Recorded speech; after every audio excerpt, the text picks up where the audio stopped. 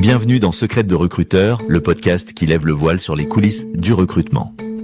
Je partage avec vous conseils pratiques, astuces concrètes et vérités de terrain pour transformer votre recherche d'emploi en succès. Préparez-vous à découvrir ce que les recruteurs ne disent pas toujours, mais que vous devez absolument savoir. Installez-vous, vos secrets de réussite commencent ici. Bienvenue dans notre exploration des sources aujourd'hui. On va se pencher sur un moment souvent redouté en entretien d'embauche, le fameux « parlez-moi de vous ». Ah oui, le classique. Exactement. On a pas mal de matières, des articles Hello Work, Jobs pour moi, IFPass, et puis des retours d'experts, un DRH, Chigaoutier. Bref, de quoi décortiquer tout ça. Et c'est une excellente idée parce que c'est vraiment un moment clé. C'est ce que disent les sources, que ça peut faire la différence dès le début. Absolument. Tout insiste là-dessus. L'impression du recruteur, elle se joue très très vite, parfois en quelques secondes. Donc ce n'est pas juste une formalité, hein. C'est la première vraie occasion de marquer des points, de montrer qu'on est la bonne personne. Mais alors, pourquoi cette question au fond? Le recruteur a déjà le CV, non? Qu'est-ce qu'il cherche de plus? C'est une très bonne question. Justement, ce n'est pas tant l'effet brut du CV qui l'intéresse à ce moment-là. Ah bon? Non, ce qu'il observe surtout, c'est comment la personne parle d'elle-même. Hello Work le dit bien. Ça donne des indices sur la personnalité, la clarté, la capacité à communiquer, la confiance en soi aussi. D'accord, c'est un peu un test de communication en fait. C'est ça. Est-ce que le discours est structuré? Est-ce que la personne arrive à synthétiser, à mettre en avant ce qui compte vraiment pour le poste? Et puis, est-ce qu'elle comprend bien les enjeux? Donc on oublie l'autobiographie détaillée de la naissance à aujourd'hui. Ah oui, surtout pas. L'idée, c'est vraiment de montrer son adéquation avec le poste. Hello Work et IFPass le soulignent. Est-ce que le parcours raconté fait écho aux besoins? Est-ce que les compétences qu'on met en avant sont les bonnes? Et la motivation aussi, j'imagine. L'enthousiasme. Bien sûr, ça se voit, ça se sent. Et il y a aussi tout le non-verbal, hein, la posture, le regard. Plusieurs sources disent que c'est même parfois décisif. Ok, c'est clair.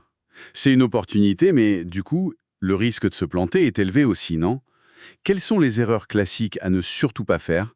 Alors là, les sources sont très claires et unanimes. L'erreur numéro 1, citée par Job pour moi, par le DRH, c'est de réciter son CV. Le fameux déroulé chronologique. Exactement. C'est redondant, le recruteur l'a déjà lu, et puis franchement, c'est souvent ennuyeux et ça noie l'info importante. Le DRH raconte même, c'est assez drôle, que quand il a débuté, il racontait sa vie depuis le collège. Le truc à éviter, quoi. J'imagine le recruteur qui sait de rester poli. Et l'autre écueil, c'est le manque d'exemples concrets, c'est ça? Dire « je suis dynamique, je suis organisé ». Sans rien derrière, oui. Ça ne vaut pas grand-chose. Jobs, pour moi, insiste beaucoup là-dessus. Il faut prouver ce qu'on avance. L'entrevue, c'est justement fait pour ça, pour donner de la substance au CV. Ok. Et la longueur? J'ai lu que c'était un piège fréquent. Ah oui, énorme piège. Hello Work, le DRH, tous le disent. Dépasser 2-3 minutes pour cette première présentation, c'est la meilleure façon de perdre le recruteur. On se lance dans un monologue et on ne voit même pas qu'il a décroché. C'est exactement ça. Hello Work dit bien que le candidat, pris dans son histoire, ne capte pas toujours les signaux. Et IFPass ajoute un point intéressant. Si on est trop long ou trop vague, on risque de ressembler à tous les autres. On manque d'impact. Faut sortir du lot, quoi. Voilà. Et puis, 2 autres points évités, selon les sources à Hello Work, dit de ne pas commencer par ses échecs ou ses défauts à ce stade. C'est pas le moment. On garde ça pour plus tard, si la question vient. C'est ça. Et IFPass met en garde contre le langage négatif. Il faut rester positif, constructif. On est là pour se vendre, au bon sens du terme. Bon, d'accord. Ça fait pas mal de choses à ne pas faire. Alors, positivement, comment on construit une bonne réponse? Les sources parlent de pitch. C'est quoi exactement un pitch dans ce contexte? Alors le pitch, oui, c'est un terme qui revient beaucoup, et le work explique bien l'analogie avec l'élévateur pitch, la présentation hyper courte comme dans un ascenseur. L'idée c'est ça, une présentation de soi qui soit brève, synthétique et surtout percutante. Qui donne envie d'en savoir plus. Exactement. IFPass et Hello Work disent que le but n'est pas de tout raconter, mais de dire l'essentiel pour capter l'attention, montrer sa valeur et, oui, donner envie aux recruteurs de creuser. C'est vraiment un exercice de com stratégique. Stratégique, ok. Et en termes de temps, ça donne quoi en gros? Tu parlais de 2-3 minutes pour ne pas être trop long. Oui, c'est ça. Le consensus est très net là-dessus. IFPass, Job pour moi, Hello Work, le DRH, tous convergent vers 2 à 3 minutes pour cette introduction. 2-3 minutes. C'est court quand même pour se présenter. C'est court, mais c'est suffisant si c'est bien préparé. C'est vu comme le bon équilibre pour donner les infos clés sans lasser.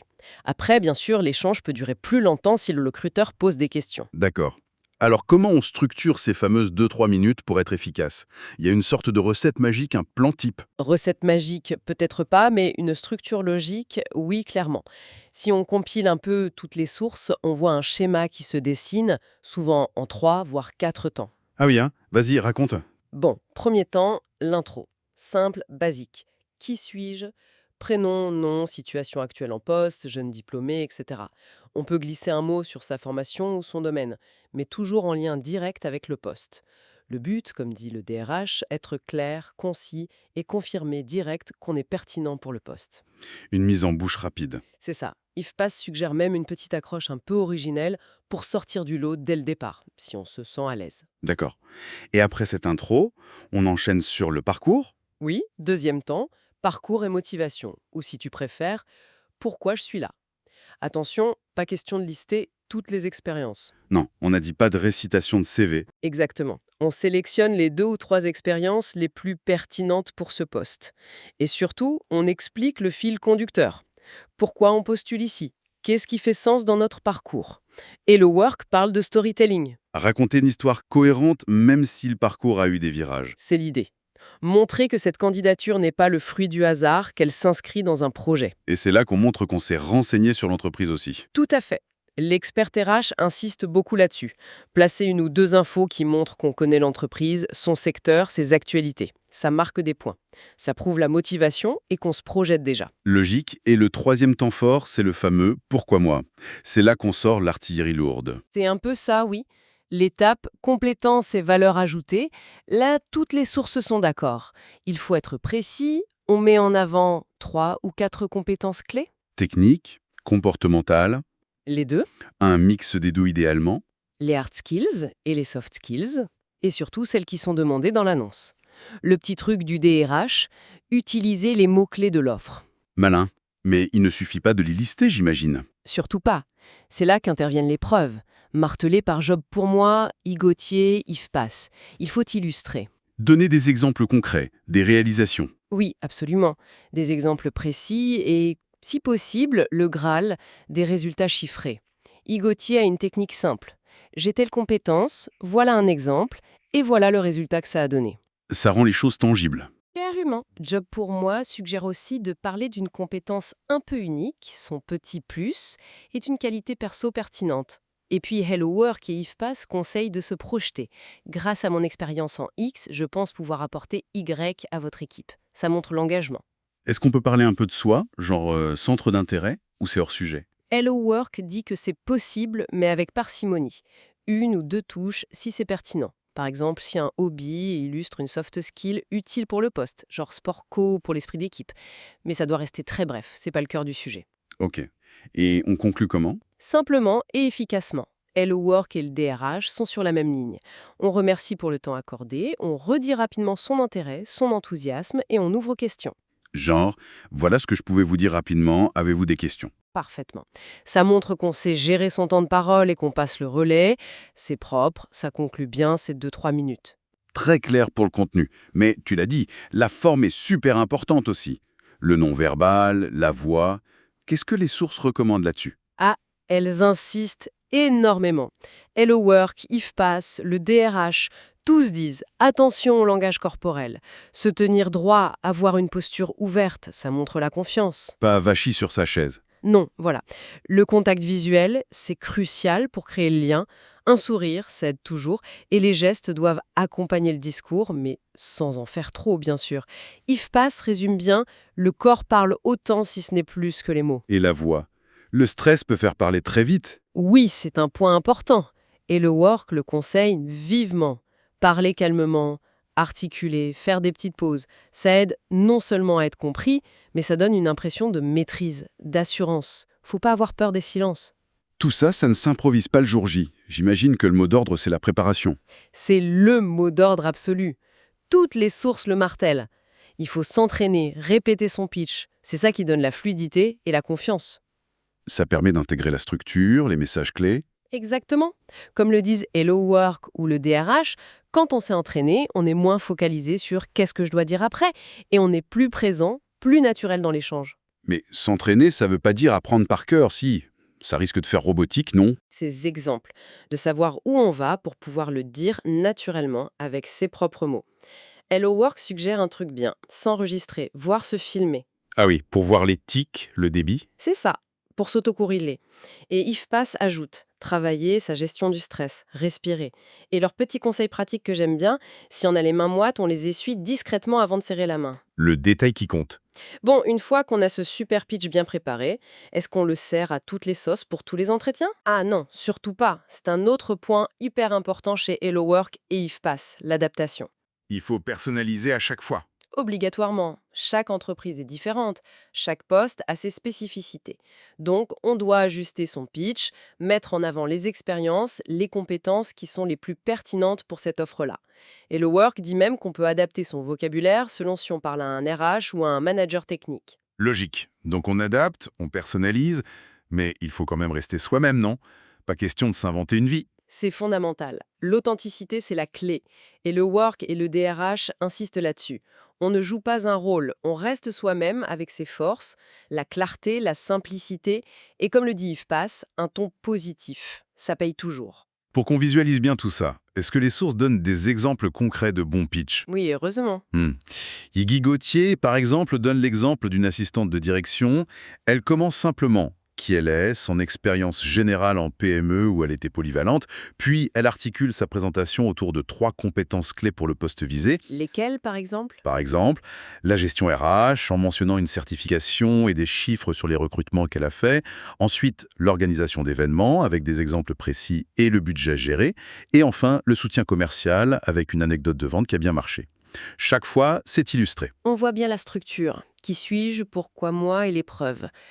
Il y avait aussi l'exemple du comptable dans une des vidéos, non? Job pour moi, je crois. Oui, tout à fait. Lui, il structure en 3 points aussi. 1. Son métier, sa formation, son parcours, les tâches qu'il maîtrise. 2. Sa compétence distinctive. Il met en avant sa maîtrise d'Excel pour la prévision de trésorerie. Et hop, il donne un exemple de projet concret. 3. Une qualité plus perso, son côté pédagogue qu'il illustre avec son expérience de formateur en interne. C'est structuré, c'est factuel, ça met en avant des points précis. Voilà, ça montre bien comment on peut appliquer la méthode. C'est concis, pertinent, structuré et surtout ça donne des billes aux recruteurs pour la suite. Une bonne présentation comme ça ouvre vraiment la discussion. Parfait. Bon, alors si on récapitule pour nos auditeurs qui préparent leurs entretiens. Pour cartonner sur le Parlez-moi de vous, 1. Préparation, préparation, préparation. La clé. 2. Une structure claire. Qui je suis, pourquoi je suis là, et pertinent, pourquoi moi avec mes compétences et ma valeur ajoutée. Et une petite conclusion ouverte. C'est ça. 3. La concision. On vise 2-3 minutes max pour l'intro. 4. Des exemples concrets, des preuves, des chiffres, si possible. Indispensable. 5. On adapte toujours son discours au poste et à l'entreprise. 6. On soigne la forme, le non-verbal, la voix, le sourire.